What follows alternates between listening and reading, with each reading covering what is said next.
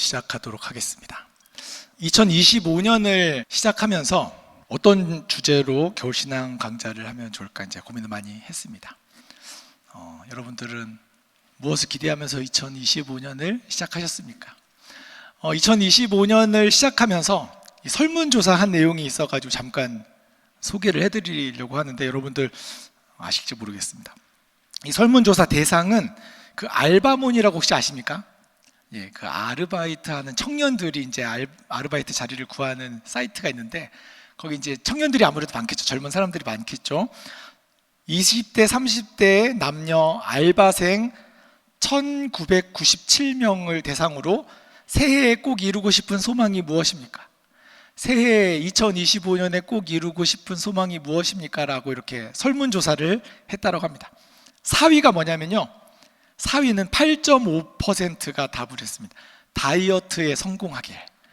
여기 계신 여러분들 혹시 다이어트를 꿈꾸고 계신 분들이 계실지 모르겠는데 다이어트에 성공하기를 바라는 사람들이 8.5%. 3위 9.3%. 그래도 요즘에 뭐 하도 결혼도 안 하고 이렇게 한다 하지만 그래도 3위가 연애 또는 결혼하기를, 이제 10% 정도 되는 사람들이 2025년에 그걸 바라고 있습니다. 2위가 뭐냐면요, 55.6%나 됩니다. 엄청나게 많죠. 2위가 바로 우리 가족 모두 건강하길입니다. 되게 좀 새로웠습니다. 왜냐하면 20대, 30대 젊은 청년들이잖아요. 젊은 청년들이 가장 바라는 게 뭐냐? 자신들의 성공도 아니고, 물론 이제 1위를 보면 알긴 하겠지만 2위에 그래도 55몇 %나 되는 사람들이, 젊은 청년들이 우리 가족들 건강했으면 좋겠습니다라고 바랬다고 합니다. 1위는 당연히 경제적으로 여유로워지기를 입니다. 75.3%입니다. 그런데 저는 이 설문조사, 2025년 설문조사라고 하는 것을 보니까 2024년도 이랬을 것 같아요. 2023년도 이랬을 것 같고, 아마 여기 계신 여러분들도 다들 매년 똑같이 우리 가족들이 경제적으로 여유로워지고 우리 가족들 모두 건강해지고 또 우리 사랑하는 자녀 손자들 또 결혼도 하고 연애도 하고 그렇게 좀 행복하게 잘 살았으면 좋겠다. 그 가운데 이제 다이어트도 있을 것이고, 그런 것들을 매년 우리는 이렇게 바라고 소망하는 겁니다. 2025년을 우리가 이제 소망교회가 기도하는 해로 삼자라고 했을 때에 우리 주님께서는 우리에게 분명 가장 먼저 뭐를 구하라고 하셨죠? 가장 먼저 하나님의 나라와 하나님의 의를 구하라고 하셨는데, 그리하면 이 모든 것을 다 이루어 주신다고 하셨던 것도 꼭 붙여주셨거든요. 그럼 우리가 하나님의 나라와 하나님의 뜻을 위해 기도하며 2025년을 살고자 한다면 이 모든 간구, 우리의 소원을 다 이루어 주시는 놀라운 은혜가 우리에게 있을 것 같습니다. 있을 줄로 믿습니다. 그와 같은 믿음과 또 소망 가운데 우리 2025년을 시작하면서 겨울신앙 강좌 6번의 강의가 있는데 어떤 주제로 하면 좋을까? 이걸 이제 목사님들끼리 같이 모여서 이제 6분의 목사님들 같이 고민하고 또 같이 나누었던 내용입니다. 그건 바로 코람데오입니다. 코람데오라는 말은 라틴어로 코람과 또 데오가 합해진 말인데, 코람은 앞에서, 또 존재 앞에서라는 뜻을 가지고 있고, 데오는 하나님을 뜻합니다. 그래서 하나님 앞에서, 하나님의 얼굴 앞에서, 이런 뜻이 되겠습니다. 이게 저희 특별히 기독교 중에서도 이제 개신교, 개혁 신학, 우리 같이 신앙생활을 하고 있는 개신교인들 가운데 특별한 더 의미가 있는 내용인데, 우리의 모든 삶이 다 하나님 앞에 있는데 그것을 의식하며 살아가는 것을 코람데오라고 할 수 있겠죠. 그렇다면 가톨릭은 어떠한 생각이 있는가? 근데 가톨릭에 보니까 올해가 가톨릭의 희년이라고 하더라고요. 로마 가톨릭은 이제 전 세계가 다 비슷비슷하게 통일되어 있을 텐데, 바티칸을 중심으로 통일되어 있을 텐데 올해를 희년으로 지킨다는 얘기를 들었습니다. 이 희년이라는 것은 물론 이제 성경에 나와 있고 우리도 다들 알고 있는 개념이지만 사실 우리 개신교인들은 특별히 막 희년을 의식하지는 않거든요. 근데 가톨릭에서는 또 이게 의미가 있는 모양입니다. 왜냐하면 이 희년이라는 그 행사, 그 의미 자체가 이 회개와 용서의 의미가 강하기 때문입니다. 물론 우리도 늘 매주마다 회개 기도를 드리고 또 하나님께 용서를 받고 구하기도 하지만 이 가톨릭 교인들은 더 이제 고해성사를 하고 해서 이제 더 이제 그런 쪽에 더 힘을 실어서 그런지 몰라도 희년의 의미를 더 이렇게 특별하게 두고 있는 겁니다. 희년은 레위기 25장에 이제 나오는 내용이게 되는데 이스라엘 백성들이 50년마다 한 번씩 희년이라는 그 해를 지나게 됩니다. 이때는 모든 빚을 탕감해 줍니다. 50년이 지나면 다른 사람이 내게 빚이 졌을 때 그 빚을 탕감을 해주어야 한다라는 것이죠. 노예도 그냥 해방해 주어야 합니다. 사실 뭐 50년 가까이 노예로 일을 했으면 이제 많이 나이도 들었고 풀어줄 만도 할 수 있을지 모르겠지만 땅을 원래 주인에게 돌려주는 법도 있습니다. 희년이라는 것은 그래서 하나님의 은총과 정의를 실현해야 되는 해가 되고 그래서 다시 이제 리셋된다는 그런 의미, 처음으로 다시 회복된다는 의미, 그런 의미로 희년을 지키게 되는 겁니다. 그래서 땅을 막 기경하다가도 희년이 되면 일부러 땅을 놀려두게 되는 그런 거가 있겠죠. 이제 그걸 로마 가톨릭에서 천주교에서 이제 희년 지금 전통을 지키고 있다라고 합니다. 본래는 이제 초기에는 100년마다 한 번씩 지켰다고 합니다. 그러다가 이제 50년에 한 번씩 지키다가 33년마다 한 번씩 지키다가 지금은 25년마다 한 번씩 이 희년이라는 행사를 지키고 있는데 이 희년의 그 의미가 영적인 회복, 그래서 죄의 그 용서와 회개를 바라고 또 그 하나님과의 관계를 회복하는 그런 의미를 가지고 있고 또 이 순례를 하면서 바티칸을 이제 순례를 하면서 성지에 방문하고 또 그런 것으로 통해서 자신의 신앙을 또 회복시키는 그런 의미가 있다고 합니다. 자비와 나눔을 실천하는 해로 삼아서 가난한 사람들을 돕고 정의를 실천하는 일을 더 힘써서 행한다고 합니다.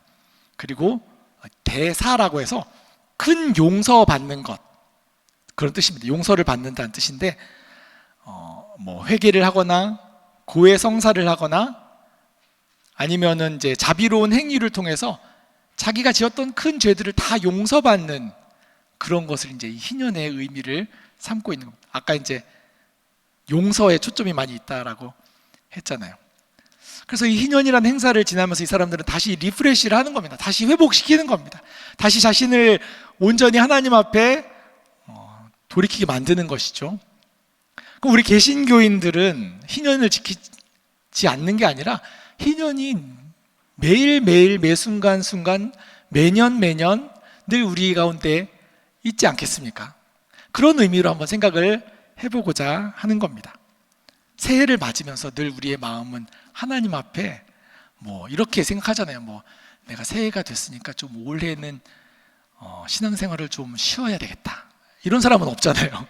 내가 이제까지 열심히 교회 나오고 봉사했는데 올해는 나 자기 스스로 안식년을 좀 가져야 되겠다, 이런 사람은 없잖아요. 오히려 올해는 더 열심히 신앙생활 해야지, 올해는 평소에 좀 게을렀던 말씀 읽는 것 열심히 해야지, 구역예배는 더 열심히 참석해야지 하는 그런 마음으로 우리가 나오는 것이 우리가 자체적으로 우리의 신앙을 회복시키고 새롭게 하는 새해의 첫 다짐이 되는 겁니다. 그걸 바로 이제 우리는 이 코람데오의 의미에서 함께 찾고자 하는 겁니다. 하나님의 앞에서, 하나님의 얼굴 앞에서 다시 나를 세우는 겁니다. 그래서 코람데오의 해가 되기를 바라는 마음으로 이 주제를 가지고 우리가 강의를 준비하게 되는 겁니다. 이 존 칼빈은 신앙생활의 모든 부분이 하나님의 임재 앞에서 이루어져야 된다라고 강조를 했습니다. 희년이라고 해서 뭐 특별한 어떤 행사가 있어서가 아니라 우리는 매 순간순간 하나님의 임재 앞에, 하나님의 얼굴 앞에 있어야 하고, 또 멀어졌다가도 나 스스로를 다시 돌이켜서 다시 주님 앞에 나를 붙들어 매 두어야 할 터인데, 그것을 바로 오늘 다시 마음으로 굳게 매두고자 하는 것입니다. 이 코람데오에 몇 가지 의미가 있는데요. 코람데오가 우리에게 무슨 유익이 있는가, 어떤 것이 좋은가? 첫 번째는 우리의 삶을 전인적인 모든 부분을 다 하나님 앞에 경건하게 세울 수 있게 되는 겁니다. 교회 나올 때만 경건한 그리스도인이 아니라 가정에서도, 직장에서도, 이웃들 사이에서도 하나님을 온전히 믿고 섬기는 사람으로서 마치 하나님 앞에서 살아가는 것처럼 살아가는 삶, 그래서 윤리적인 부분까지 포함해서 모든 삶이 다 하나님 앞에 온전할 수 있게 만드는 것이 이 코람데오의 마음이고 또 신앙입니다. 그래서 여러분들이 이 코람데오의 마음을 가지고 있으면 늘 모든 삶이 다 하나님 앞에서 이루어진다고 의식적으로 생각을 하는 겁니다. 집에 가서 남편과 또 자녀들에게 화가 나도 지금 우리 집에 하나님이 옆에 계신다고 생각을 하는 거예요. 우리 집에 내 옆에 지금 하나님이 나를 지켜보고 계신데 아직 씻지도 않고 뭐하고 있냐 라고 핀잔을 주고 막 나무라거나. 지금 이제 여러분들 이제 아이들 학생들이 방학인 거 아시죠? 네. 방학에 들어가니까 이제 바로 뭐부터 시작되면 늦잠부터 시작됩니다. 막 아침 건너뛰고 난리 났습니다. 그러면 이제 엄마 마음은 또 답답하죠.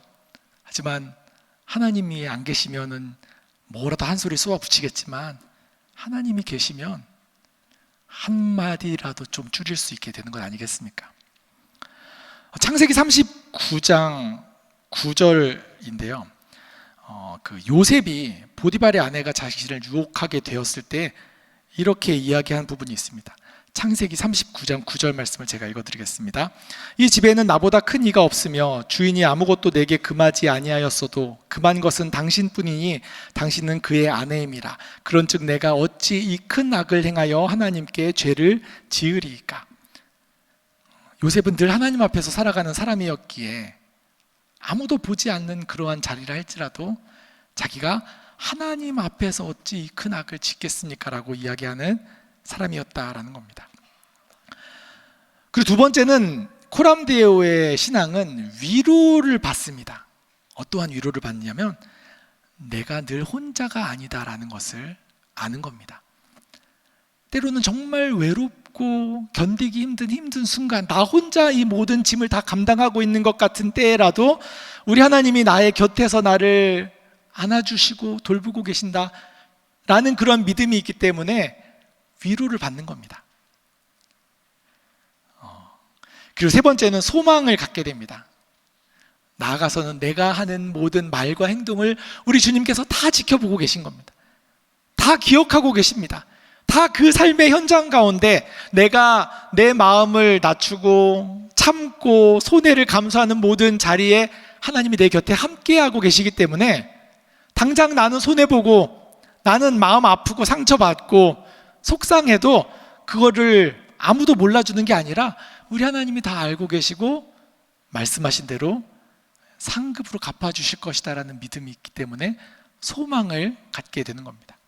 그래서 모든 삶에서 코람데오의 신앙이 여러분들 가운데 있어야 되겠다 해서 우리 6번의 강의가 이루어지게 될 때 여러분들 많은 은혜 있으시기를 바라고, 오늘 추운 날도 오셨는데 이렇게 궂은 날도 오셨는데 앞으로 6번의 강의, 중간에 이제 설 명절 때 한번 쉬고요, 6번의 강의 여러분들 여기 계신 분들은 한 명도 빠지지 않을 거라고 믿습니다. 이제 처음 강의는 광야 앞에서입니다. 이 광야와 코람데오가 연결을 한번 시켜서 이야기를 나눠보고자 하겠습니다. 이스라엘 백성들이 이집트에서 종살이를 하던 시절을 여러분들 기억하실 겁니다. 그때 이스라엘 백성들이 이집트에서 종살이 할 때 너무 힘들었거든요. 바로가 자신들을 너무 괴롭히고 학대를 했습니다. 그때 이스라엘 백성들이 출애굽기 2장 23절에 이렇게 말씀이 되어 있더라고요. 여러 해 후에 애굽 왕은 죽었고 이스라엘 자손은 고된 노동으로 말미암아 탄식하며 부르짖으니 그 고된 노동으로 말미암아 부르짖는 소리가 하나님께 상달된지라. 그 고된 노동으로 인해 하나님께 부르짖었다고 합니다. 그렇다면 이스라엘 백성들의 그 기도의 제목은 뭐겠습니까? 고된 노동을 좀 줄여주십시오. 아니면 왕을 바꿔주십시오. 우리를 좀 편하게 해주십시오. 이런 기도 아니겠습니까? 저 척박한 광야로 가고 우리를 해방시켜 주십시오라는 생각은 꿈에도 하지 않았을 거라는 거죠. 이들이 구했던 것은 그냥 있는 자리에서 평안하고 안정을 얻고 잘 사는 것을 구했을 것인데, 하나님은 이 백성들을 이집트에서 꺼내어서 광야로 이끌어 가셨습니다. 왜 그러셨을까요? 하나님께서 이스라엘 백성들의 그 기도를 몰라서 그러셨겠습니까? 아니면은 너희들 그런 거 구해봤자 내가 내 고집대로 하겠다고 이제 꺼내가지고 광야로 이끄셨겠습니까? 이 광야로 하나님께서 이스라엘 백성들을 이끌어 내신 것은 이집트에서 너희들이 살 무엇인가를 찾고 구할 것이 아니라 이 광야에서 하나님만 바라고 하나님만 의지하고 살아가게 만들기 위해서 광야로 인도하셨다라는 겁니다. 그러니까 하나님 없이는 살 수 없게 만드시는 거죠. 하나님 없이는 못 사는 겁니다. 그렇게 만들기 위해서 광야로 이끌어 내신 겁니다. 그래서 돌아가신 우리 하용조 목사님께서 책에서 이렇게 말씀하셨더라고요. 광야의 삶은 축복이다. 저도 이 사막에 가본 적은 없지만 광야의 삶이 축복이래요. 광야의 삶이 정말 복이 될 수 있을까요? 그러시면서 설명이 이렇습니다.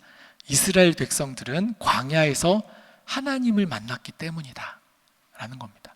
하나님을 만나는 장소이기 때문에 광야가 축복인 겁니다. 하나님 만나면 어디든 복이 되는 겁니다. 여러분들의 생각은 어떠십니까? 광야의 삶이 진정 축복이라 할 수 있겠습니까?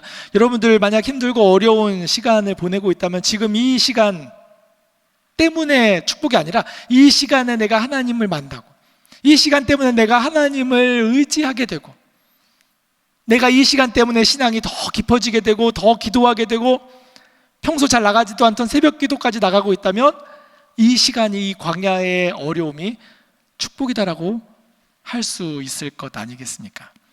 그래서 이 광야라는 것은 코람데오와 직결되는 겁니다. 광야에서는 하나님을 바라볼 수밖에 없고 하나님 앞에 나의 모든 존재가 그대로 노출될 수밖에 없는 겁니다. 그래서 이런 말이 있습니다. 신앙생활에 가장 큰 비극이 있습니다. 신앙생활하면서 가장 큰 비극이 무엇인가? 고통스러운 환경 때문에 비극이 아닙니다. 신앙생활의 가장 큰 비극은 그 안에서 함께 하시는 하나님을 보지 못하는 겁니다. 수십 년간 내가 교회를 다니고 신앙생활을 했는데 왜 이런 고생이, 왜 이런 고난이 우리 가정에 나에게 일어나는 것입니까? 그게 아니라 그때에 함께 하시는 그 하나님을 보지 못하는 것이 너무도 안타깝고 비극적인 일이다라는 겁니다. 그래서 이스라엘 백성들은 출애굽하여 광야에서 하나님을 바라보게 되고 우리들은 광야와 같은 시간을 지날 때에 하나님의 얼굴을 바라볼 수 있게 되는 겁니다. 그래서 지금 혹시 광야와 같은 시간을 지나고 있으시다면 하나님을 바라보시기 바랍니다. 하나님은 그 시간을 통해 하나님의 백성을 만드셨습니다. 그래서 광야를 풀무불이라고도 표현을 합니다.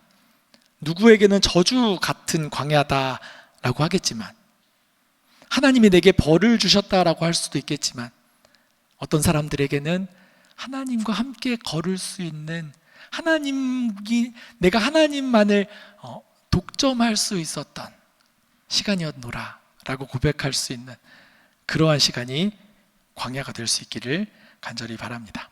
그렇다면 여러분들 이 광야에서 이 말씀을 같이 한번 광야로 이 말씀을 같이 한번 읽어보도록 하겠습니다. 신명기 8장 1절 2절 말씀입니다. 함께 읽겠습니다. 내 하나님 여호와께서 이 40년 동안에 내게 광야길을 걷게 하신 것을 기억하라. 이는 너를 낮추시며 너를 시험하사 내 마음이 어떠한지 그 명령을 지키는지 지키지 않는지 알려 하심이라. 하나님께서는 이와 같이 이스라엘 백성들을 광야로 인도하셨고 그 광야에서 이스라엘 백성들은 하나님을 알게 되고 하나님을 만나게 되었습니다. 그래서 우리가 이 광야의 시간 하나님과 함께 동행하여서 이 광야에서 하나님께서 우리를 위해 마련해 놓으신 귀한 보물을 발견할 수 있기를 바랍니다. 광야에서 우리가 찾을 수 있는 것이 있습니다. 이 광야라는 환경, 척박하고 어려운 환경, 무엇을 찾을 수 있는가? 첫 번째는 내 생각과 내 가치관을 모두 청소하게 되는 곳이 광야가 됩니다. 이제 리프레시, 리셋이라고 했잖아요. 다시 자신을 점검하고 내가 하나님 앞에 온전하지 못한 부분을 버린다고 했잖아요. 하나님 앞에 서게 될 때 우리는 그렇게 됩니다. 그리고 진정한 자신의 모습을, 본 모습을 발견하게 됩니다. 평소에는 그렇게 신앙이 좋은 것 같아도 힘들고 어려울 때 진짜 그 사람의 신앙의 진가가 나타나게 되는 법이거든요. 제가 이제 대학부 때 이 청년이었죠. 이제 대학생이었을 때 그 대학부 담당 목사님이 이 대학생들을 다 데리고 이렇게 등산을 하게 된 적이 있습니다. 또 저도 이제 나름 이게 건강하다고 자부하고 있기 때문에 또 열심히 또 앞서서 막 산을 올라갔죠. 한참을 올라갔는데 정말 힘들게 올라갔거든요. 한참을 올라갔는데 어느 상인가 보니까 뒤에 따라오는 사람들이 없는 겁니다. 다 어디 갔나 했더니 힘들어가지고 중턱에서 그냥 다 섰어요. 보니까 가지고 되게 좀 그때는 제가 이제 힘이 들고 그랬어서 그런지 몰라도 목사님께, 아니 목사님 처음부터 등산해가지고 꼭대기까지 올라가기로 해놓고서 여기에 멈춰 있으면 되겠습니까? 라고 화를 냈습니다. 왜 화를 냈을까요? 네, 힘드니까. 자기가 힘이 드니까 감정이 막 앞서고 자신의 이제까지는 숨겨놨던 본 모습이 드러나게 되는 겁니다. 광야는 자신의 진정한 모습을 돌아보고 내 본성이 어떠한지, 내 인내심이 어떠한지, 내가 정말 하나님을 섬기는 믿음의 사람인지 아니면 알량한 나의 유익을 위해 내 양심을 저버리는 그러한 사람인지, 그런 것이 다 드러나는 곳이 광야가 되는 겁니다. 그리고 그 광야에서 다 버리고 나 자신의 추함과 연약함을 다 발견하고 나면 하나님이 어떠하신 분인지를 알게 되는 겁니다. 하나님이 나를 사랑하시고 나를 얼마나 아끼시고 또 용서하시는지, 하나님이 나를 얼마나 또 사랑하고 책임져 주시는지, 그 하나님의 은혜와 사랑과 자비를 깨닫게 되는 겁니다. 그리고 하나님께서 나를 변화시키는 겁니다. 하나님의 뜻대로 나를, 내 성품과 인격을 바꾸어 가십니다. 나를 낮추시고 나의 교만함을 다 겸손함으로 바꾸시고 나를 시험하셔서 하나님의 말씀을 지켜 순종하는 믿음의 사람으로 변화시키셔서 이 광야에서 하나님의 사람으로 나를 변화시켜 주시는 겁니다. 그래서 이 광야는 고통이고 부족한 것이 너무 많고 제한받는 것도 많고 기다려야 되는 곳이고 안타까운 자리이지만 그곳에서 보물을 발견하는 사람은 새로워지는 놀라운 은혜를 경험하게 되는 겁니다. 이 신명기 말씀에 하나님께서 이렇게 말씀하셨습니다. 아까 이제 신명기 8장 1절 2절을 1절부터 4절까지를 같이 읽었었는데, 너를 낮추시며 너를 줄이게 하시며 또 너도 알지 못하며 내 조상들도 알지 못하던 만나를 내게 먹이신 것은 사람이 떡으로만 사는 것이 아니요 여호와의 입에서 나오는 모든 말씀으로 사는 줄을 내가 알게 하려 하심이라 하고 말씀하시면서 신명기 8장 4절 말씀에 이렇게 말씀하셨습니다. 이 40년 동안에 내 의복이 헤어지지 아니하였고 내 발이 부르트지 아니하였느니라 라고 말씀하셨습니다. 40년 동안 다니는데 옷이 헤어지지 않는 게 가능하겠습니까? 신발이 분명 닳고 다를 텐데 부르트지 않을 수 있겠습니까? 그 말씀은 때마다 옷을 새로 맞추어 주셨다는 뜻이에요. 때마다 신발을 새로 맞추어 주셨다는 뜻이에요. 하나님께서는 이스라엘 백성들이 헤어지지 않도록, 닳지 않도록 새 것으로 바꾸어 주시고 새롭게 하여 주셨다라는 뜻인 겁니다. 광야는 바로 하나님께서 나를 새롭게 하여 주시고 온전하게 하여 주시는 그런 장소가 된다라는 것입니다. 그 두 번째 우리가 발견하게 되는 광야의 보물은 바로 하나님의 돌보심입니다. 하나님 앞에 있는 자신을 발견하면 이제 하나님께서 나를 어떻게 돌보시는지를 보게 되는 겁니다. 그래서 하나님이 나를 먹이시는 것을 경험합니다. 물을 먹이시고 만나로 먹이시고, 그것도 매일매일 풍성한 것으로 나를 먹이시는 그 하나님, 그리고 나를 지키시고 승리하게 하셔서 저 적군과 전쟁을 하게 될 때에도 나를 승리로 이끄시는 그 하나님, 내 기도를 들으시고 나를 도와주시는 하나님, 그 하나님을 광야에서 만나게 되는 겁니다. 그리고 인도하시는 하나님, 이 구름 기둥과 불 기둥으로 그 이스라엘 백성들을 광야에서 인도하셨던 것처럼 그 광야에서 나를 인도하시는 그 하나님을 만나고 경험하게 되는 겁니다. 바로 그와 같은 보물을 이 광야라는 시간 속에서 발견하게 되는데, 오늘 그것을 한번 깊이 생각해 보고자 합니다. 먼저는 물을 하나님께서는 주십니다. 이스라엘 백성들이 이제 하나님께서 그들의 부르짖음을 들으셔서 이집트에서 해방시켜 주셨잖아요. 그리고 나서 이제 광야길로 인도하셨다라고 하였는데, 이 사람들이 이집트에서 나와서 홍해를 건너서 이제 가나안 땅으로 갈 줄 알았는데 광야로 들어가게 되는 겁니다. 하나님께서 그들을 광야로 이끄셨습니다. 그리고 3일 길을 걸었으나 마실 물을 찾지 못했다. 출애굽기 15장 22절입니다. 모세가 홍해에서 이스라엘을 인도하며 그들이 나와서 수르 광야로 들어가서 거기서 사흘 길을 걸었으나 물을 얻지 못하고, 3일 동안 물을 못 마시면 정말 죽을 수도 있겠죠. 너무 힘들 겁니다. 그러다가 이제 겨우겨우 물을 만났는데, 그 물이 이름이 뭔지 여러분들 다 아시죠? 마라. 써서 마시지도 못하는 쓴 물을 만나게 되었습니다. 이스라엘 백성들은 어마어마한 배신감을 느꼈습니다. 출애굽기 15장 24절 말씀이 그 새한글 성경이라고 이번에 대한성서공회에서 새롭게 현대 말로 번역한 성경이 있는데, 새한글 성경에 이렇게 기록이 되어 있습니다. 백성이 모세에게 우리더러 무엇을 마시란 말입니까? 하고 투덜대며 말했다. 우리더러 무엇을 마시라고 여기에 이 쓴 물 있는 곳에 우리를 인도했냐? 라는 그 탄식, 그 불평과 불만이 쏟아지고 있는 겁니다. 이것을 보면서 정말 그들이 왜 그렇게 인내심이 없을까라는 생각이 들겠습니까? 아니죠.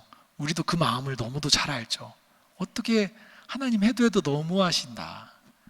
조금이라도 마실 물을 주시던가, 하필 왜 쓴 물을 줘가지고 더 화가 나게 만들었을까 하는 그런 마음이 있는 것이죠.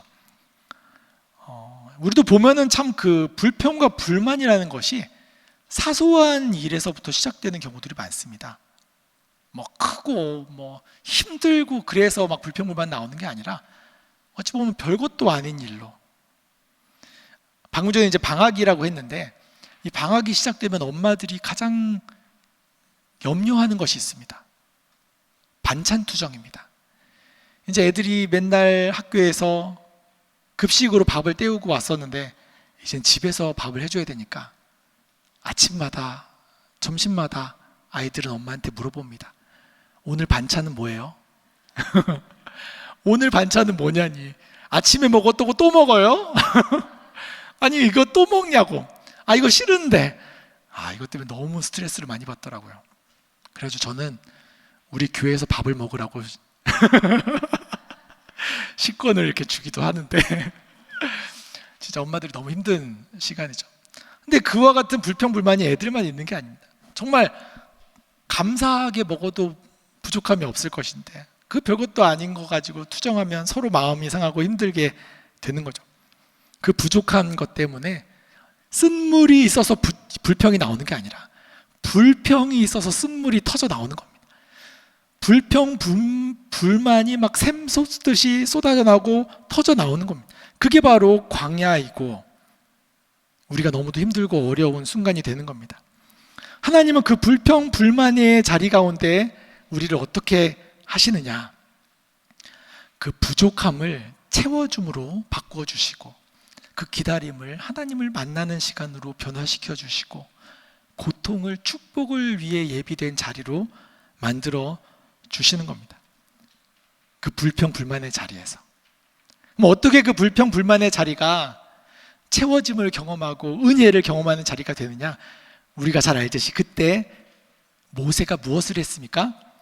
기도를 했던 것입니다. 모세는 불평불만하는 사람들과 같이 마음을 모아서 하나님께 불평불만을 쏟아내고 터뜨리지 않았습니다. 다만 기도하는 겁니다. 하나님께 부르짖었고 하나님께서는 한 나무를 보여주셨습니다. 그래서 그 나무를 던지니까 그 나무로 인해 쓴 물이 달게 되었더라. 그 불평불만이 터져 나올 때 기도하는 사람은 하나님의 놀라운 은혜와 기적을 경험하게 되는 겁니다. 하나님이 그 불평불만을 바꾸셔서 단물로, 은혜로 변화시켜 주시는 겁니다. 그게 바로 기도로 가능하게 되었다라는 것을 보게 되는 겁니다. 우리는 기도해야 됩니다. 불평불만이 쏟아져 나올 때 불평불만을 터뜨리기에 앞서서 기도의 자리로 나아가야 되는 겁니다. 불평을 하더라도 하나님 앞에서 마음에 간구가 있을 땐 하나님께 아뢰며 주님 앞에 나아가야 되는 겁니다. 모세는 그것을 알고 있었습니다. 그럼 모세는 왜 그렇게 했을까요? 다른 방법이 없기 때문인 겁니다. 불만을 한다고, 불평을 한다고, 실망을 한다고 그 상황이 하나도 바뀌지 않잖아요. 그 상황을 바꿀 수 있는 유일한 분은 하나님밖에 없다라는 것을 아니까 모세는 기도하였던 겁니다. 여러분들도 경험이 있으실 겁니다. 내가 정말 불평, 불만이 내 입에서 쏟아져 나오게 될 때에 그런다고 해결이 되는 문제가 하나도 없다라는 것을 꼭 기억하시면서 기도의 자리로 나아가시기 바랍니다. 하나님의 응답하심이 우리 가운데 있을 줄 믿습니다.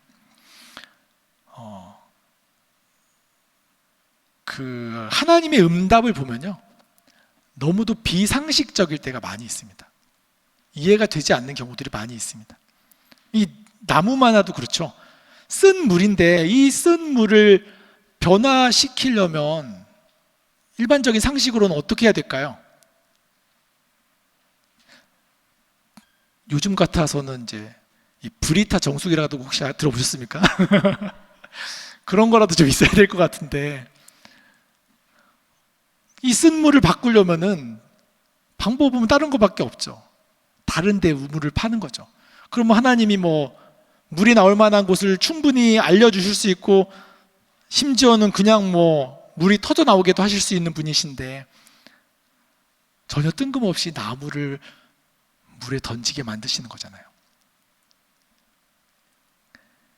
바로 기도했기 때문에 그게 가능한 겁니다. 기도하는 사람은 이 세상의 그 상식과 이 세상에서 말하는 모든 대안과 방법들에 귀를 기울이는 것이 아니라 하나님께만 귀를 기울이고 하나님의 음성을 듣기 때문에 하나님이 말도 안 되는 방법으로 응답하셔도 그것을 행할 수 있게 되는 겁니다. 그래서 여러분들 기도하셔야 되는 겁니다. 노아도 마찬가지입니다. 맨 땅에다가 방주를 지으라고 했을 때 그렇게 할 수 있었던 이유는 노아도 기도하는 사람이었기 때문인 겁니다. 이스라엘 백성들이 광야에서 불뱀에 물렸을 때 여러분들 기억하십니까? 이 사람들이 또 불평불만하다가 이제 하나님께서 불뱀을 보내셔가지고 이제 불뱀에 물려 죽을 뻔한, 다 죽고 막 난리가 난 경험이 있거든요. 불뱀에 물리면은 그것을 또 어떻게 해결해야 되겠습니까? 이스라엘 백성들 부르짖었잖아요. 그러면은 이 불뱀 좀 하나님 쫓아주십시오 구하거나, 이 불뱀 물린 것을 낫게 해줄 약을 주십시오 라는 것을 또 구할 수 있잖아요. 그런데 하나님의 응답은 무엇이냐면 놋뱀을 만들어서 그걸 쳐다보라 라는 거잖아요. 이것도 마찬가지로 상식적으로 말이 안 되는 겁니다. 그런데 그것을 듣고 순종할 수 있는 마음이 생기는 것은 역시 마찬가지로 하나님 외에는 답이 없다라고 믿는, 믿음으로 드리는 기도 때문인 겁니다. 그래서 여러분들 기도하는 사람은 우리 주님의 놀라우신 은혜와 기적들을 경험하게 된다. 어떠한 문제라도 바꾸시고 달게 하시고 고쳐주시는 그 하나님을 경험하게 된다는 것을 꼭 기억하셨으면 좋겠습니다. 두 번째는 광야의 양식입니다. 하나님께서는 이제 물을 주실 뿐만 아니라 먹이기도 하셔야 되는데, 이 먹이는 것도 그냥 막 쉽게 주시진 않습니다. 출애굽기 16장에 보면은 이렇게 되어 있습니다. 이스라엘 자손의 온 회중이 엘림에서 떠나 엘림과 시내산 사이에 있는 신광야에 이르니 애굽에서 나온 후 둘째 달 15일이라. 애굽에서 나온 후 둘째 달 15일이라. 이렇게 날짜를 정확하게 말해줬거든요. 이 무슨 뜻이냐면 애굽에서 나온 지 한 달 되었다라는 겁니다. 한 달이 지난 시점에 이 사람들에게 문제가 생긴 게 있습니다. 그건 바로 먹을 것이 똑 떨어졌다라는 겁니다.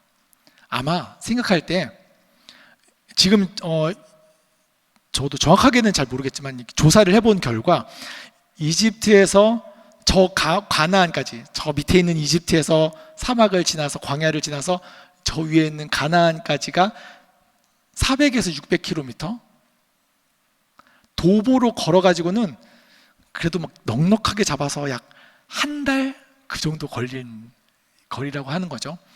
그러니까 생각해 볼 수 있는 것은 이집트에서 이 사람들이 짐을 다 싸질머지고 나올 때에 한 달 정도 먹을 분량을 가지고 나왔을 것이다 라고 생각할 수 있는 겁니다.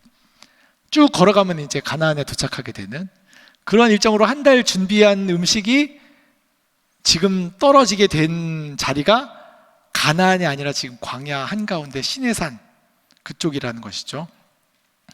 그래서 지금 이스라엘 백성들이 자신들이 바라던 길로도 못 갔고 준비해온 음식도 다 떨어지고 자신들의 모든 계획 다 틀어져 버린 그 상황 가운데에 지금 하나님을 원망하고 또 불평하고 있는 상황이 되는 겁니다. 배고프다고 말이죠.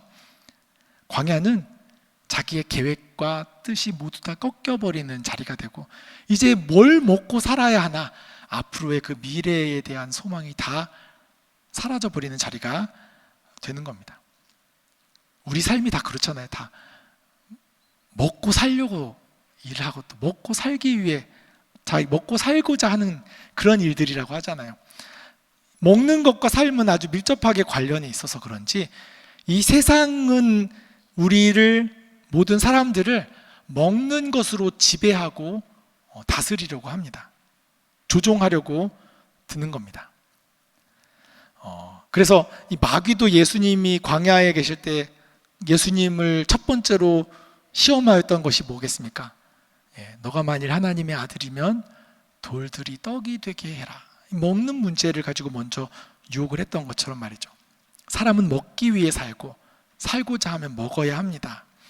그러나 우리 예수님은 사람이 무엇으로 살아야 하는지를 말씀해 주셨잖아요.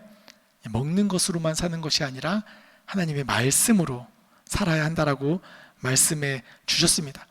그리고 마태복음 6장에서 또 이렇게 말씀하셨습니다. 그러므로 염려하여 이르기를 무엇을 먹을까, 무엇을 마실까, 무엇을 입을까 하지 말라. 이는 다 이방인들이 구하는 것이라. 너희 하늘 아버지께서 이 모든 것이 너희에게 있어야 할 줄을 아시느니라. 그 예수님 하셨던 말씀은 이 광야에서도 그대로 적용되는 겁니다.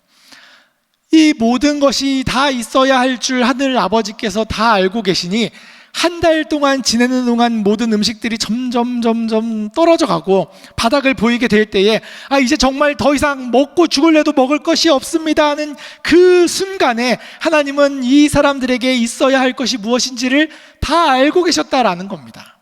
그것이 바로 광야의 만나와 메추라기 기적으로 이어지게 되는 겁니다. 그래서 이 만나와 메추라기 기적은 모든 것이 다 하나님의 것이고 하나님이 모든 것을 다 주장하고 계시며 하나님께서 우리를 먹이신다는 그 증거가 되는 겁니다. 그래서 우리 예수님께서 염려하지 말라라고 말씀하신 거예요. 세상은 우리에게 먹을 것을 염려하라 하지만 우리 주님은 하늘 아버지께서 있어야 할 것을 다 알고 계시니 염려하지 말라라고 말씀하시는 겁니다. 행복이라는 것이 무엇이냐면요, 행복은 많이 있어야, 양이 아니라 질이 행복을 좌우합니다. 양은, 그 분량은 하나님이 각 사람에게 알아서 다 맞춰주신다라는 겁니다. 중요한 건 하나님이 주시는 것이냐, 하나님께서 주신 것이냐, 그게 바로 중요한 거라는 거죠. 그래서 그 이스라엘 백성들이 만나를 막 거두게 되는 그 장면에 제가 되게 요즘에 은혜 받고 있는 말씀 구절이거든요. 출애굽기 16장에 나오는데, 출애굽기 16장 16절 말씀을 제가 읽어드리겠습니다. 여호와께서 이같이 명령하시기를 너희 각 사람은 먹을 만큼만 이것을 거둘지니 곧 너희 사람 수요대로 한 사람의 한 오멜씩 거두되 각 사람이 그의 장막에 있는 자들을 위하여 거둘지니라 하셨느니라. 이스라엘 자손이 그같이 하였더니 그 거둔 것이 많기도 하고 적기도 하나. 출애굽기 16장 18절 말씀입니다. 오멜로 되어 본즉 많이 거둔 자도 남음이 없고 적게 거둔 자도 부족함이 없이 각 사람은 먹을 만큼만 거두었더라. 양은 각 사람에게 있어야 할 줄을 다 알고 계신 하나님께서 적당하게 다 챙겨주시는 겁니다. 요즘에 유튜브에 이 먹방 유튜버들 엄청나게 많이 먹는 거 여러분들 알고 계십니까? 저는 그 사람들 먹는 거에 반의 반도 못 먹겠는데 어마어마하게 많이 먹습니다. 물론 이스라엘 백성들 가운데에도 분명 많이 먹는 사람들이 있었을 거예요. 또 가족들이 많고 식구가 많은 데도 있을 거예요. 많이 먹든 적게 먹든 식구가 많든 적든 다 한 오멜씩 거두는 겁니다. 다 많지도 않고 적지도 않게 딱 적당하게 거두는 겁니다. 이게 바로 하나님께서 먹이고자 하실 때 벌어지게 되는 일인 겁니다. 누구와 함께 있느냐, 누가 주셨느냐가 중요하지, 얼마나 많이 받았느냐, 얼마나 많이 가지고 있느냐가 우리의 행복을 좌우하는 것이 아니다라는 것을 꼭 기억하셨으면 좋겠습니다. 그리고 이 만나를 주시면서 하나님께서는 뭐라고 말씀하셨냐면, 출애굽기 16장에 33절입니다. 출애굽기 16장 33절 말씀입니다. 또 모세가 아론에게 이르되 항아리를 가져다가 그 속에 만나 한 오멜을 담아 여호와 앞에 두어 너희 대대로 간수하라. 이 만나를 간수하라라고 말씀하시고 간직하라. 왜냐하면 이것이 바로 하나님이 너희를 먹이신다는 증거가 되는 겁니다. 여러분들, 그래서 우리 가정에 하나님이 이제까지도 부족함이 없이 만나를 주셨을 것입니다. 올해에도 우리에게 분명 각 가정과 각 사람에게 딱 적당하게 만나를 내려주실 겁니다. 그것을 여러분들 그냥 흘려보내시고 잊어버리지 마시고 꼭 간직하시고 기억하셨다가 하나님께 감사로 영광 돌릴 수 있기를 바랍니다. 그리고 이 광야에서는 전쟁이 또한 일어나게 됩니다. 물도 없고 만나도 없고 그러면 이제 부족함이 없는 것 같지만 먹고 사는 문제만 있는 게 아니에요. 경쟁을 해야 되고 싸워야 되는 것이 이 세상의 삶이고 광야입니다. 그래서 이스라엘 백성들이 그렇게 배부르게 먹게 되었을 때에 아말렉 족속이 쳐들어와서 이들과 전쟁을 하게 되는 겁니다. 전쟁을 하게 되었을 때 어찌 보면 이 이스라엘 백성들이 첫 전쟁이잖아요. 싸워야 되잖아요. 이겨야 되는 그 문제, 아주 치열하고 급박한 전쟁이 여러분들 어떻게 되었겠습니까? 이 성경 말씀의 초점은 뭐냐면요, 이 전쟁터가 아닌 요 이제 제가 그림을 여기 올렸는데 요 그림 위에 바로 윗부분에 포인트가 없긴 하지만 저 오른쪽 저 맨 꼭대기에 잘 보이십니까? 네. 안 보이시는 분은 마음의 눈으로 이렇게 보시기 바랍니다. 모세가 있으며 밑에선 치열하게 막 싸우고 전쟁을 하고 있는 가운데 저 위에서는 숨어 있는 게 아닙니다. 저 전쟁터를 사람들 다 보내놓고 자기는 뒤에 물러나가지고 자기를 보호하고 있는 게 아닙니다. 자기는 영적인 싸움을 하고 있는 겁니다. 모세가 기도하고 있는 그러한 장면입니다. 이 전쟁을 하는 이 장면에서 우리가 배워야 할 것이 있는데요, 그 바둑 기사 가운데 그 유명한 이창호 구단이 한 얘기가 있습니다. 재능을 가진 상대를 넘어서는 방법은 노력뿐이다. 더 많이 집중하고 더 많이 생각하는 수밖에 없다. 바둑에는 복기라는 훌륭한 교사가 있다. 승리한 대국의 복기는 이기는 습관을 만들어주고 패배한 대국의 복기는 이기는 준비를 만들어준다. 이런 얘기를 했습니다. 그러니까 바둑을 두고 나서 그것을 이겼든 졌든 다 다시 한번 복기를 다시 돌아본다, 다시 놔본대요. 그 이유는 이겼으면 이기는 습관을 만들기 위해서고 졌으면 이기는 준비를 하기 위해서래요. 우리가 이 아말렉 전투를 함께 복기하면서 생각하면서 여기서 우리가 배워야 할 것, 왜냐하면 우리는 이겨야 하는 사람들이기 때문에 그렇습니다. 첫 번째는 이 광야의 싸움과 기도는 함께 병행해야 되는 곳입니다. 신앙생활을 하는 사람들 가운데 이 세상의 문제랑 전혀 상관없이 영적인 일에만 집중하고 몰입하는 사람들이 있습니다. 광야를 피해 산으로 가서 현실을 도피하고 산의 기도만이 전부인 것으로 생각하는 사람들이 있습니다. 또 반대의 경우도 있습니다. 어떤 사람들은 극단적인 현실의 문제에 매몰되어서 기도할 시간이 어디 있느냐, 기도가 밥 먹여주냐 하면서 거기에만 더욱 열심히 삶의 문제의 해결에만 집중하고 노력하는 사람들이 있습니다. 둘 다 틀렸다는 아니지만 둘 다 꼭 맞는 것은 아닙니다. 둘은 같이 병행해야 되는 일이 되는 겁니다. 모세처럼 다 산에 올라가서 기도하고 있어서도 안 되는 것이고 아무도 기도하지 않고 다 내려가서 싸움만 하고 있어서는 안 된다라는 것이 이스라엘 백성들의 그 아말렉 전투를 통해 우리가 배우게 되는 겁니다. 이 말은 무엇이겠습니까? 이 중에는 삶의 자리에서 열심히 문제와 싸워야 되는 사람도 있고 한편으로는 기도해야 되는 사명을 감당해야 되는 사람도 있는 겁니다. 그리고 삶의 문제도 결코 소홀히 여겨서는 안 되는 것이고 기도도 늘 함께 병행해야 된다는 것을 기억해야 된다는 겁니다. 두 번째는 기도의 동역자가 있는가입니다. 기도는 혼자 하는 것이지만 또한 늘 기도할 수 있는 기도의 동역자가 함께 있어야 됩니다. 왜냐하면 나 혼자 기도하기에는 너무 짐이 무겁거든요. 여러분들은 기도의 동역자가 있습니까? 내 삶에 문제 있으면은 이것을 턱 내놓고 이거 위해서 함께 기도해 달라고 기도할 수 있는 기도의 동역자가 있습니까? 저희 안에는 이제 그 사모님들 같이 이렇게 기도하는 사모님들이 있더라고요. 그래가지고 아프면은 그 톡방에서 기도해 달라고 이렇게 딱 올리는데 그게 전 너무 보기가 좋더라고요. 자기 위해서 기도해 달라고. 그러면 다들 내가 기도해 주겠다고 서로 아주 사소한 문제까지도 기도해 주겠다고 하는 그런 동역자들이 있으니까 걱정이 없더라고요. 여러분들에게도 그와 같은 기도의 동역자들이 있으시면 좋겠습니다. 모세에게는 기도의 동역자로 아론과 훌이 있었습니다. 나의 아론과 훌은 누가 있는가? 또 반대로 말하자면 나는 누군가의 아론과 훌인가? 여러분들, 내가 누군가에게 기도의 동역자가 되어줄 수 있으면 좋겠습니다.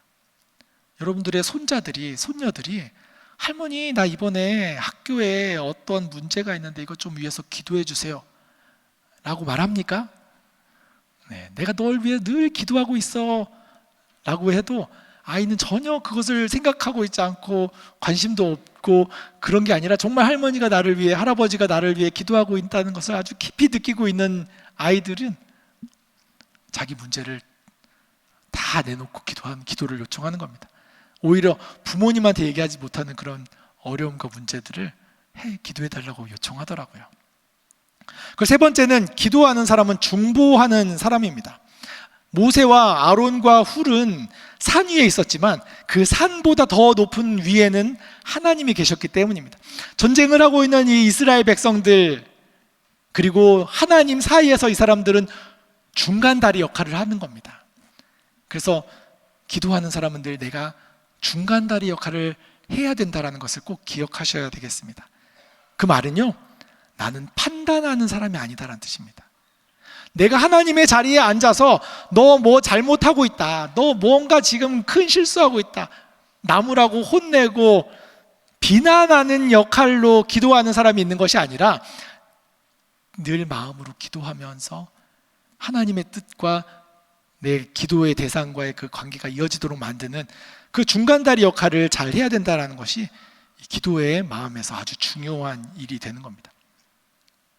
공감이라고 하죠. 저희 집에 이제 얼마 전에, 요즘에 이 독감이 유행하고 있는 거 여러분들 알고 계십니까?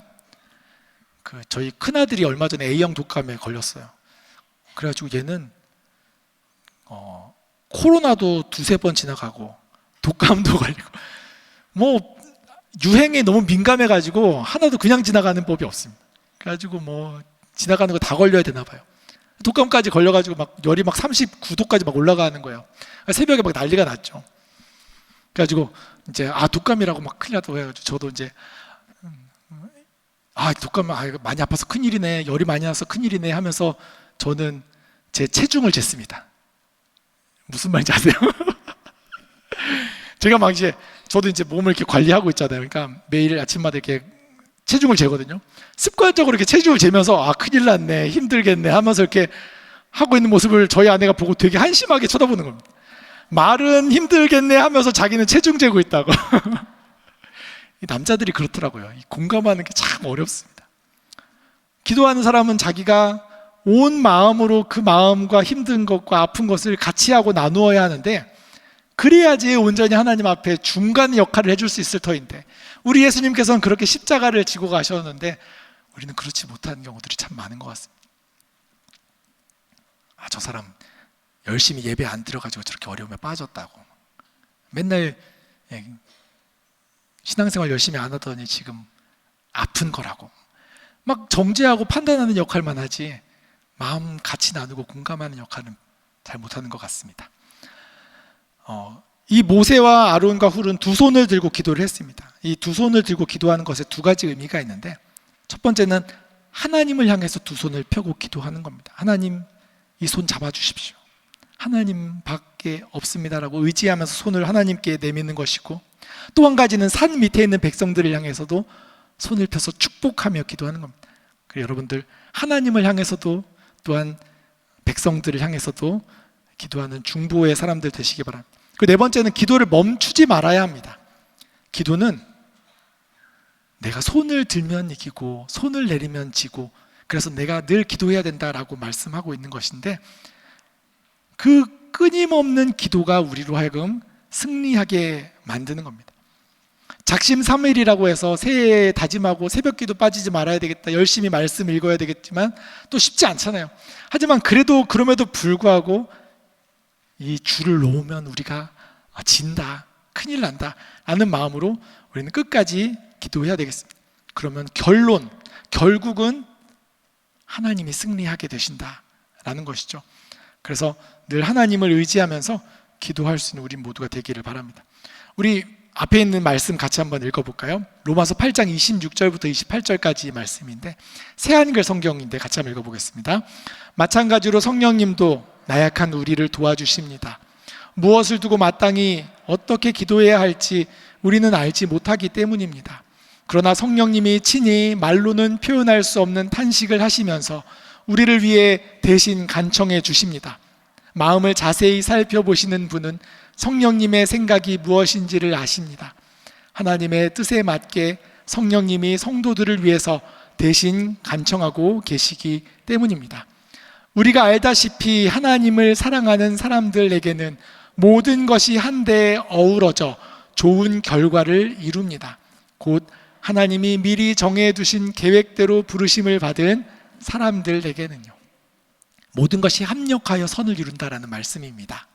그래서 우리 하나님께서 우리의 기도를 들으사 하나님께서 정해 놓으신 그 계획을 온전히 이루시기를 바랍니다. 이와 같이 광야에 필요한 것들, 물도 있고 또 밥도 있고 또 승리도 있습니다. 그 외에 또 중요한 것이 있는데, 하나님과 동행하기 위해 필요한 것은 율법입니다. 이스라엘 백성들이 하나님의 그 산 시내산에서 하나님께 율법을 받습니다.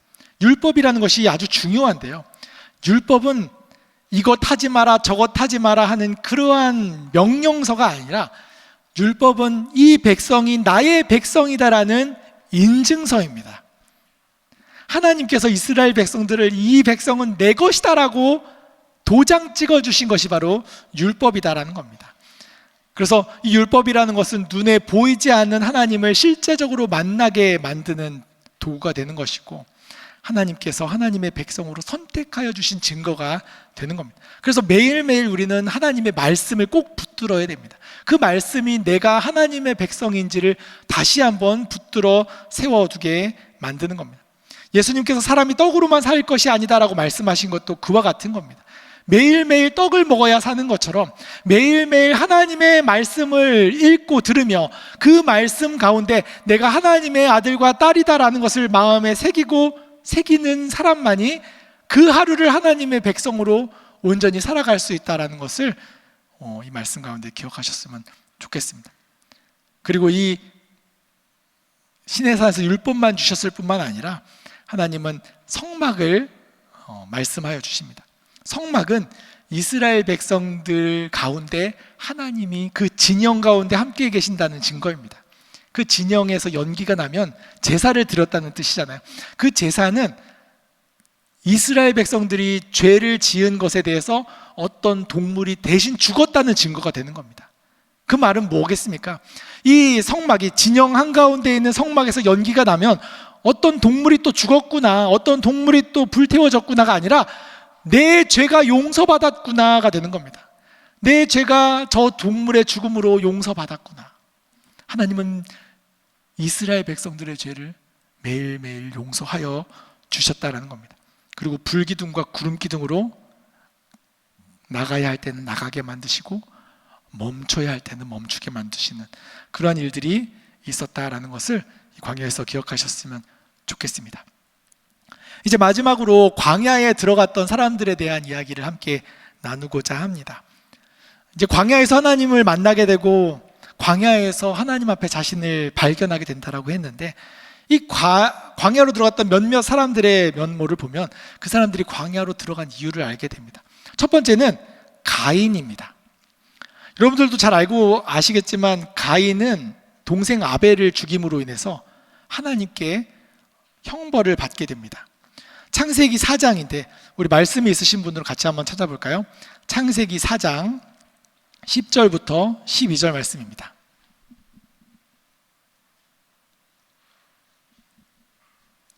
창세기 4장 10절부터 12절 말씀을 함께 봉독하겠습니다. 이르시되 내가 무엇을 하였느냐? 내 아우의 핏소리가 땅에서부터 내게 호소하느니라.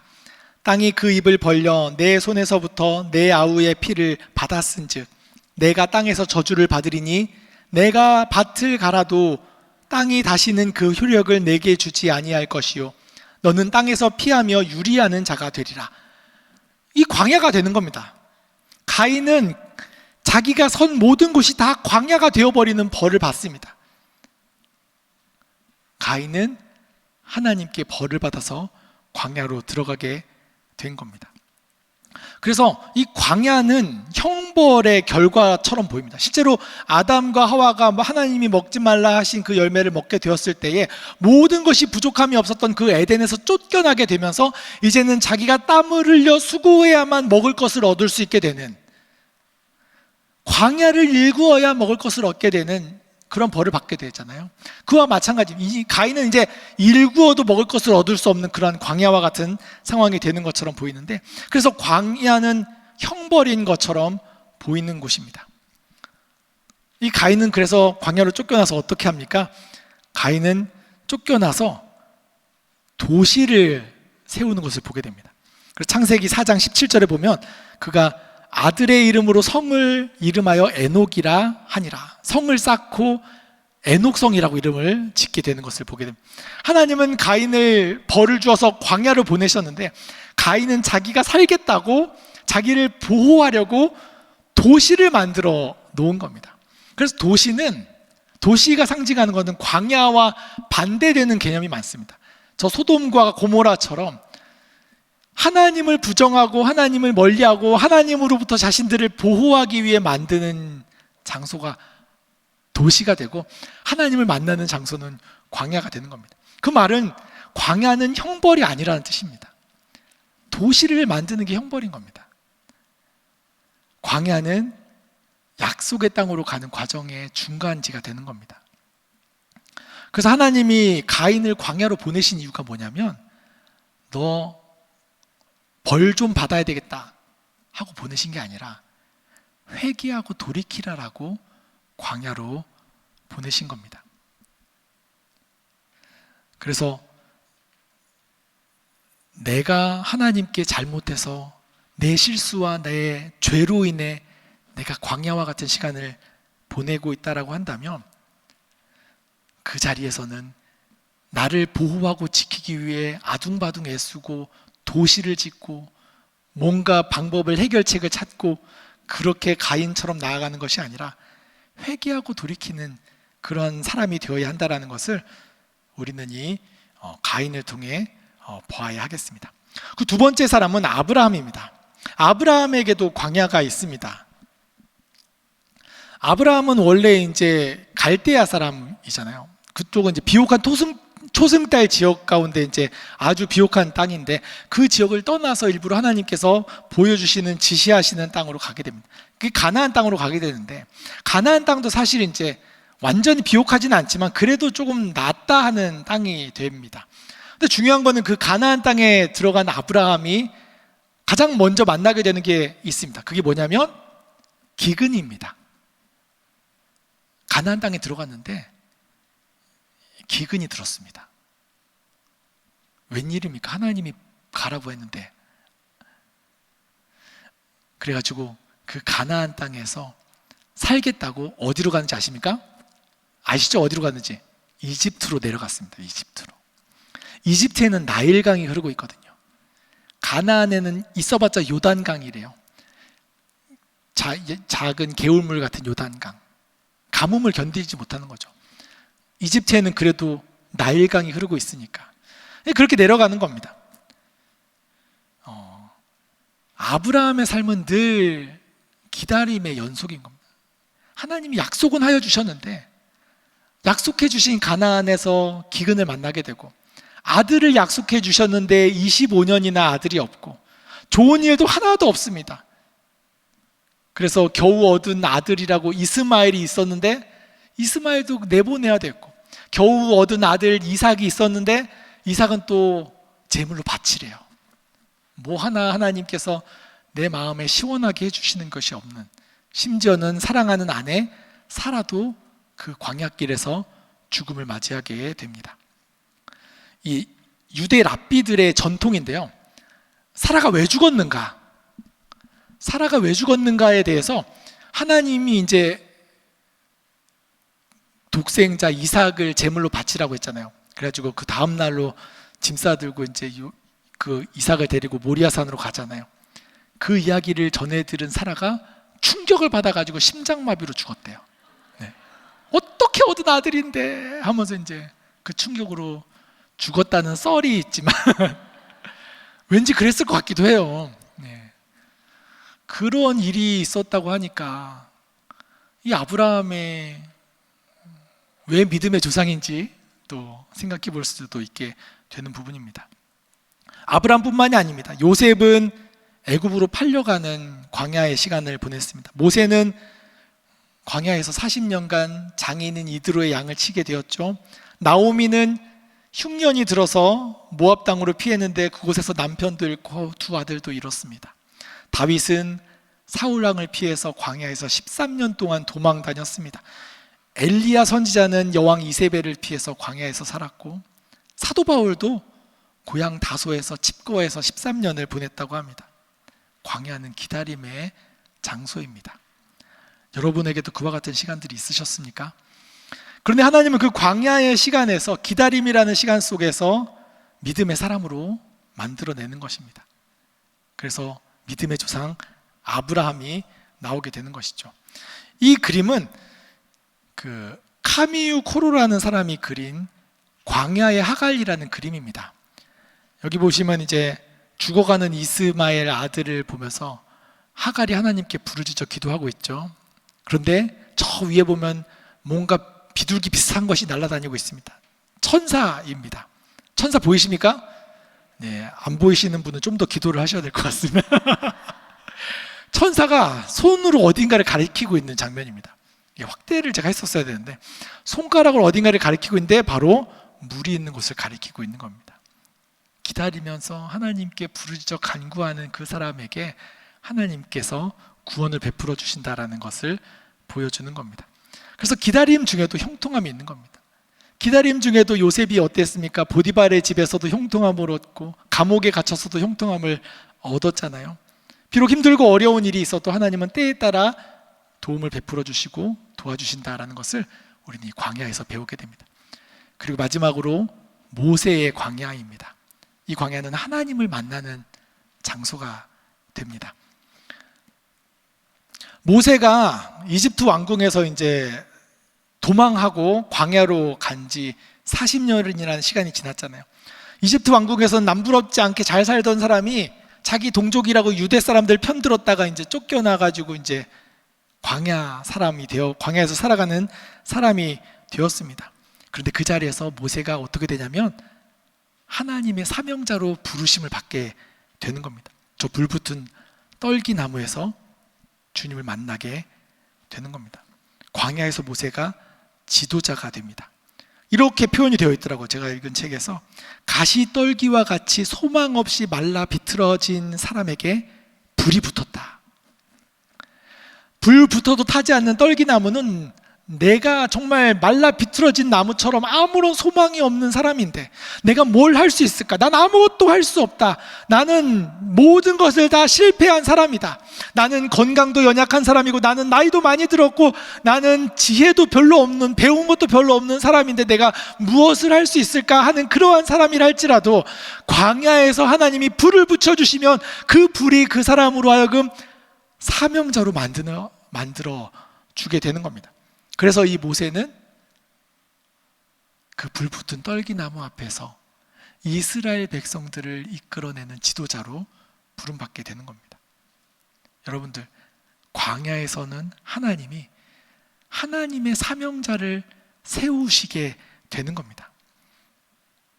다윗도 광야에서 이스라엘 백성들의 왕으로 세움을 받게 되는 것이고 엘리야도 광야에서 하나님을 만나게 되는 겁니다. 그래서 광야는 형벌이기도 하고 기다리고 인내해야 하는 장소이기도 하지만 결국 하나님을 만나는 장소가 된다라는 것을 꼭 기억하셨으면 좋겠습니다. 그 장석주 시인의 대추 한 알이라는 시가 있는데요. 여러분들도 잘 아시겠지만 이렇게 시가 되어 있습니다. 적의 저절로 붉어질 리는 없다. 저 안에 태풍 몇 개, 저 안에 천둥 몇 개, 저 안에 벼락 몇 개, 적에 저 혼자 둥그러질 리는 없다. 저 안에 무설이 내린 몇 밤, 저 안에 땡볕 두어 달, 저 안에 초승달 몇 날이 들어서서 둥글게 만드는 것일 게다. 대추나무야, 너는 세상과 통하였구나. 저는 이 시가 되게 좋더라고요. 근데 여기 밑에다가 좀 더 붙였습니다. 그리스도인은 저절로 그리스도인이 되지 않는다.